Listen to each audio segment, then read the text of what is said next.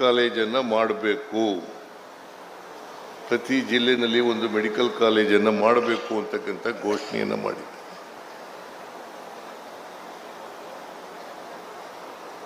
ಇವತ್ತು ಕರ್ನಾಟಕದಲ್ಲಿ ಸುಮಾರು 71 ಮೆಡಿಕಲ್ ಕಾಲೇಜುಗಳಿದ್ದಾವೆ. ಆ 71 ಮೆಡಿಕಲ್ ಕಾಲೇಜುಗಳಲ್ಲಿ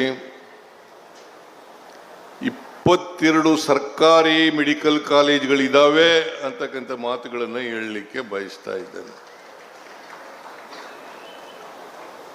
ಇನ್ನು ಉಳಿದ ಜಿಲ್ಲೆಗಳಲ್ಲೂ ಕೂಡ